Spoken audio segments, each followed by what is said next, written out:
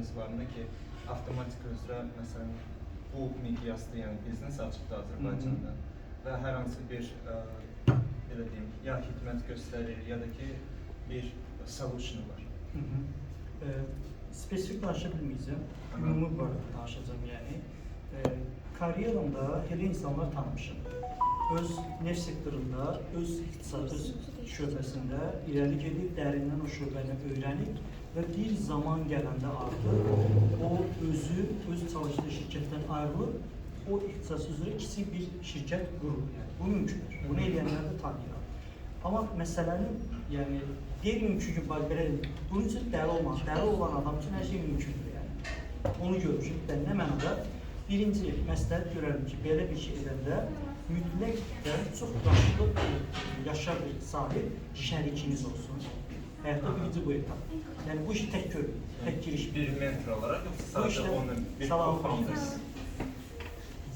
Gəlin qabağa bir yerdə əyləşin və ya rəfiqənizin yaxında əyləşin, harada sizə rahat. Sen okeysin də, o şərt deyilsin, yanımıza gəlsin. Niyə fərqi yoxdur? Olar, gəl, əyləşin. Mütləq şəkildə artıq siz gənc yaşdasınız da, sizin şərikiniz kifayət qədər olğun yaşlı bir adam olsun. Və xarici bir adam olsa daha yaxşı olar, xarici olsun. İkincisi də ki, üçüncü bu şərik deyil, amma güclü bir bəkiliyimiz olmalıdır ki, bu dövlətdə, bu coğrafiyada bu işləri sıfırdan necə sənədləşdirmə lazımdır. Bunu qabaqcadan, mən üçün tapış-tupuş demirəm də, yəni, amma başa düşdünüz, yəni, yuxarılardan bir adına bilməlidir ki, siz bu işə girişirsiniz və okey olmalıdır, təsdiq almalısınız. Ən az onun kabiliyyətinə girin, onunla bir qəbuluna düşüb, mən belə bir şey eləmək istəyirəm deməlisiniz. Tamam mı? O zaman bu şeyin mümkünlüyü var. Çünki nə görmüşəm, əziyyət yarıda qalır. Yəni necə, adamlar girişirlər, əziyyət tutublar, Çindən avadanlıq sifariş veriblər, məkan götürürlər, hər bir şey artıq fabrika qururlar və yəni demək olar ki, gəliblər ki, filan qanun sənədlərə görə siz dayandırmalısınız işiniz. Tamam mı? Və necə olur? Dayandırmaq o şey yarıda qalmır. Siz dayandırırsınız və yuxarıdan artıq ondan o tərəfəni başqaları qalır. Yəni siz təhvil verirsiniz, orada bir qalır. Tamam mı? Dediyim ki, belə bir şey tanımıram. Bunu mümkün edənlər həmişə xarici bir adamdır, gəlib Azərbaycanda işləyib, onun çox məlumatı var, çox gözəl bir bilginədir və onu da bir milli adam lazımdır. Buranın hər bir şeyini bilən Azərbaycanlı lazımdır. Onunla ortaq olursan, pulunuzu bir yerə qoymalısınız və siz deyirsiniz ki, bir şirkət qurun, özü də avtomatik üzrə. Nə qədər məbləğ lazım olacaq, bilirsiniz? Yox. Təqribi. 10.000. Söhbət 100 minlərdən. Tərs tutayım. Sizin qolqanınızı qırmaq istəmirəm. Yəni, bir şirkət qurmaq demək 100 minlərdən gedirsin. Amma bazarda var mənim tanıdığım iki şirkət var. Xatırlanmamadı, biri BS avtomatikadır, biri avtomatika.a. BS avtomatika deyil, hal-hazırda təcrübəçiyim. Okey, yəni ikisi də məncə elə də böyük məbləğlə başlamış şirkət deyil, yox. Və xidmət göstərirlər. BS avtomatikadakı Tövhəmədir. Yox. Mən kodam orada şirkət avtomatika kursuna gedəndə bizdə əksindən də əməkdaşlar var idi. Mən də getmişim. Avtomatika evdə, okey. Məncə də orada kifayət qədər communication qurumu olar yəni. Məncə elə bir şey eləmək olar yəni, mümkündür. Dövlət də zaten dəstəkləyirlər bənzər şeylər yox. Həm də bazarda ehtiyac var. Sadəcə məncə connection çox olmaq lazımdır. Həqiqətən bu çox önəmlidir. Bütün biznesdə həqiqətən önəmlidir ki, connection olsun. Kimsə nə iş görəndə birinci sənə desin. Mən də hal-hazırda üçün Holsindəyəm. Orada üçüncü kampanya, hansı kampanya iş görürsə, hansı yaxın yönistədir və var da tanışları. Nə demək istəyirsən, sən üçüncü kampanya kimi hansı bir servis versən, ya da hər ilərə sürəsi olsa, yəni lazımdır ki, sənə yaşamaq üçün. Ki, niyə sənin servisi almalıdırlar? Onun təəssüf ki, təhsil sənin peşəkar olmanın kifayət eləmir. Bir də gözəl connectionlar olmalıdır. Və bu dediyi sürətdə mən bilmirdim bu məsələni. Çox gözəl. Yəni sizin bu məsələ ən gözəl mentorunuz elə oranın qurucusudur, təsisçisidir. Siz onun qəbulunda olmalısınız. Deməlisiniz ki, siz bu yolu necə başladınız? Yəni və bu dediklərimin orada keçdiyini görəcəksiniz. Yəni ki, o adam deyir mən filan. Çünki bu işi sıfırdan başlamayın. Bu şeyin maketini Gətir burada sadəcə tətbiq edir. Yəni hazır bir maket. Yəni Tamam. xaricdən hər hansı bir İşləmiş bu biznes şey, planı planı götürülür. gəlib burada sadəcə tətbiq edir. Yəni. Amma məbləğ çox bax bir biznes quranda əgər bir adam ki bu işi quraraq nə qədər pul lazımdır? Bir 10 min, 20 min o adamla iş qurmayın. Çünki o demək ki onun biznes plan anlayışı yoxdur. Aha. Azərbaycanda bir şirkət qurmaq üçün sənin 100 min plus pulun olmalıdır. Hələ belə professional şirkət qurursa cidden yəni. Əgər professional olmaq istəyirsinizsə, hər şey professional olmasını istəyirsinizsə, böyük lazımdır. Bəs o sərmayəni məsələn necə tapa bilərəm? Və yaxud hansı üsulları? Aha. Bu tövsiyə eləməzdir. Siz cavan vaxtı işə girişmək istəyirsiniz də, yəni bir biznes qurmağa. Tövsiyə edirəm ki, həyatınızda, ixtisasınızda oxuyun, öyrənin, pul qazanın, maaş qazanın və maaşı özünüzə kapital kimi bir qırağa yığın. Və bir gün gəldiyində o 3 faktor birləşəndə öz biznesinizi qurun. Hansıdır o 3 faktor? Sənin biznes planın, okay? O biznes təhsilin və biznes kapitalın. Həyatda bu 3 bucaqla, bu üçü bir-birini kəsişəndə sizin biznesiniz uğurlu olacaq.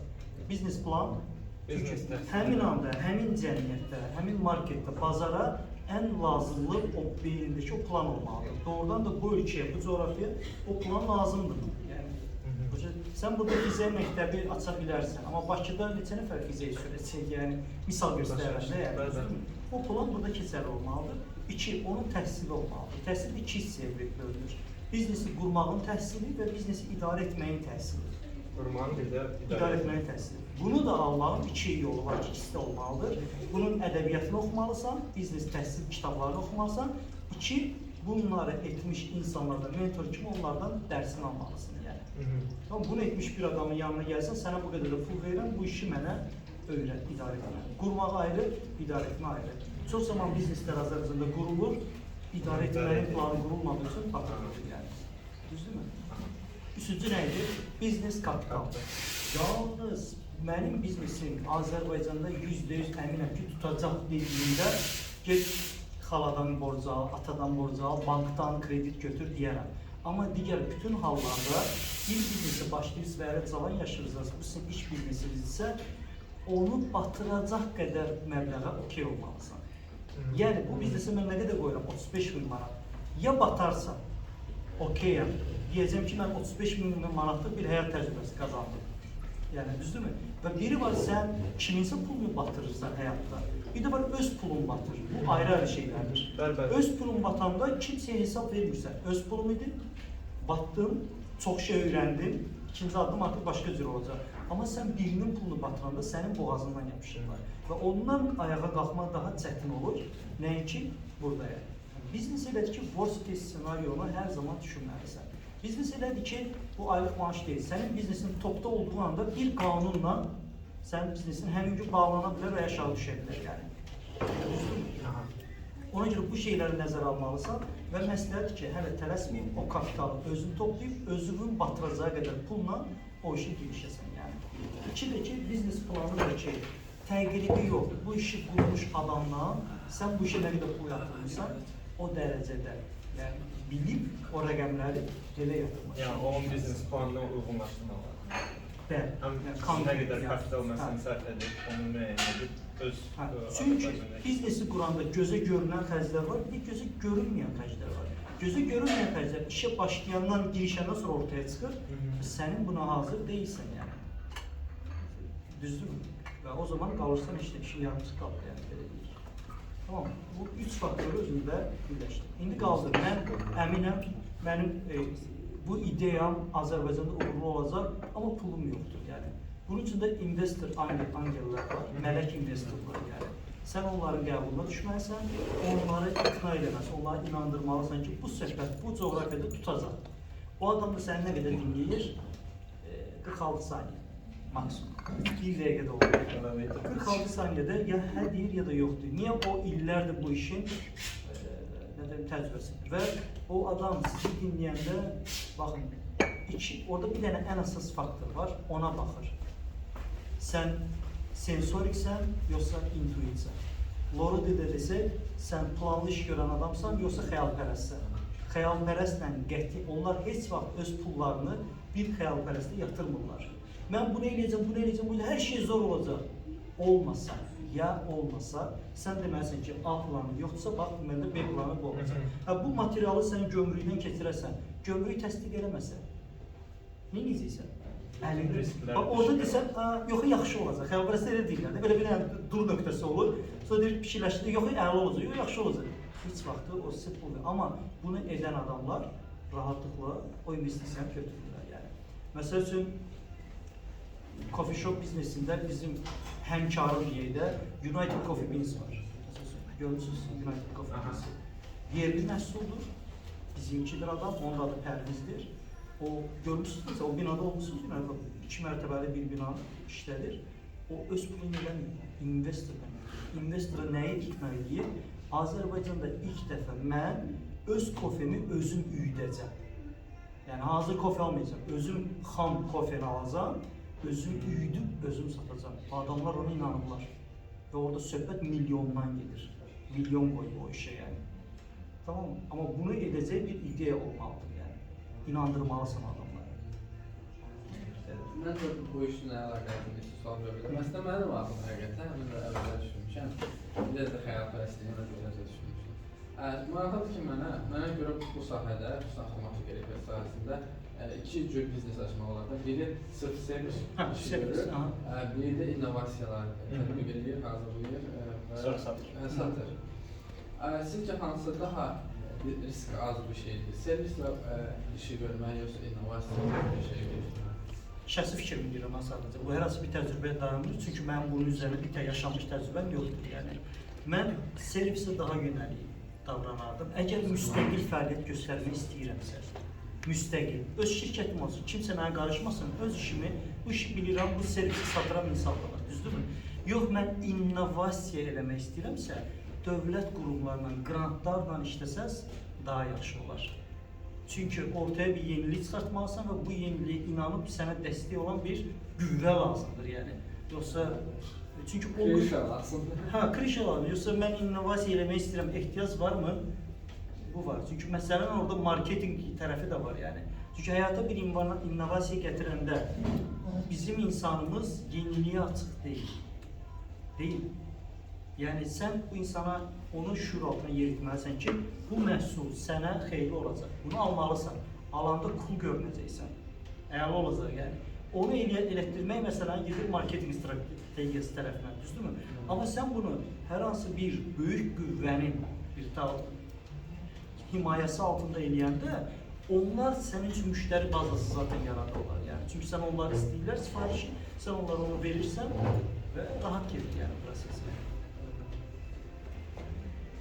Əslində mən düşünürəm ki, bizdə kifayət qədər servis, o mindset-i formasyon, məsəl üçün sadə götürək də, hər yerdə plakatlara görür ki, kondisioner ustası, patlayan ustası, o da əslində bir servisdir, elə deyil. Onu biraz şirkətləşdirsək, sanki məsəl üçün, o tuta bilər əslində. Çünki hər adam güvənmir də, yoldan keçən bir plakatda yazılanlar daha peşəkar bir şey ola bilər.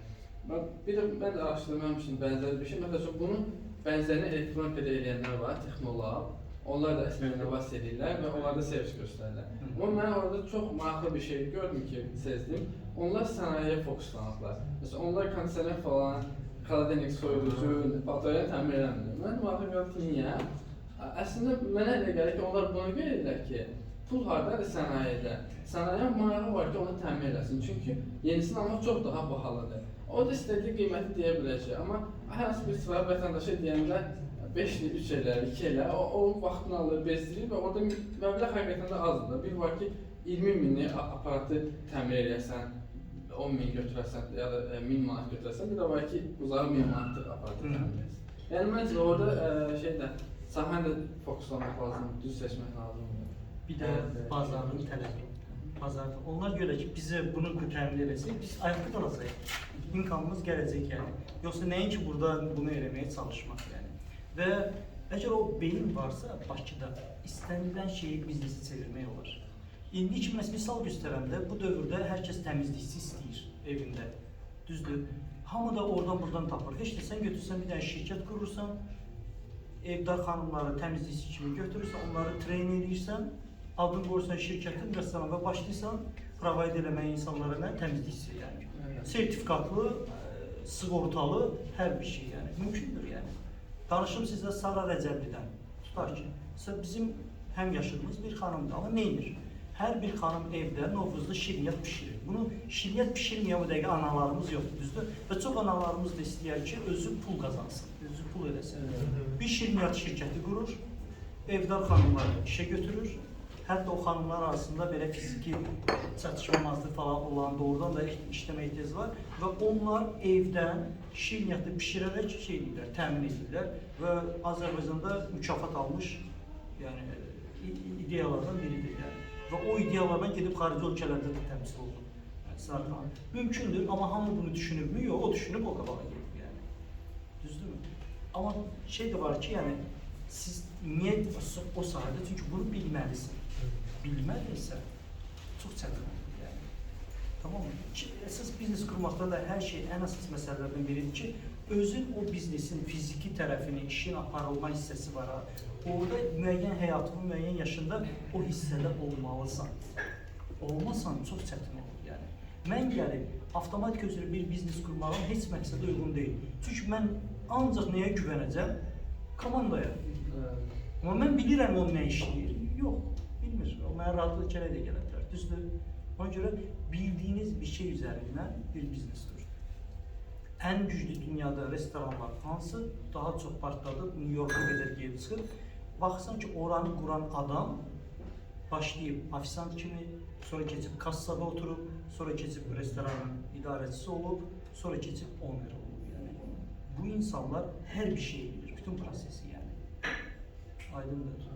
Və ya öz biznesinizdə siz vəkil tuta bilərsiniz, hüquqşünas tuta bilərsiniz, sənədləşdirmə işlərini apara bilərsiniz, hər şey qaydasına gedə bilər.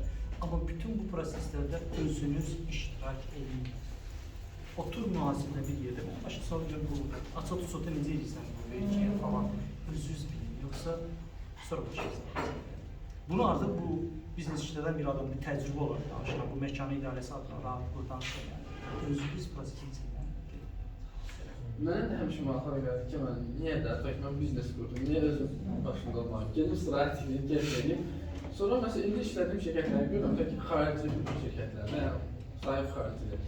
İşləyən insan faktiki olarak bu mindsetdə olur ki, hər şey mən nəyimə lazım, istəyir qarasın, istəyir patlasın, nəyimə olsun da, yəni.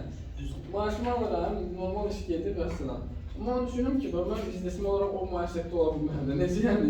İstəyir davasınız mı olsun? Sonra məcbur tələb edirsən. Yəni, məncə də ona görə biznesmen o biznesdə olmalıdır ki, onun ruhu belədir, o biznesdə olmalıdır ki, o axı canı yanır ona, istəyir ki, qabağa geçsin. Amma işçi istəyir ki, maaşını alsın, daimi işlə təmin olsun, belə bir şey istəyir. Ona görə də bu məsələdə də işçidə bir dəyəri yaratmaq sənin üzərə düşür. Sən gözləməməlisən ki, işçi də gəlib işin haqqını eləmək. Yox, elə bir dövr deyil. Bu dövrdə fədakar insan, məsuliyyətli insan çox azdır. Özünüz öz yaşıtlarımızdan görürsünüz yəni bir işdə işləyən. Ona görə sən olduğun bir ortamı birinci o biznesi bir dəyər üzərine qurmalıdır. Ora gələn insanda da o dəyəri yaratmalısan ki, artıq sənin yerivə belə o dəyərlə yanaşsın. Siz demişkən, sadəcə saatım 8, 6-da mən çıxacam, 6-ya qədər işimi gördüm, sağ-salamat, o getməyəcək.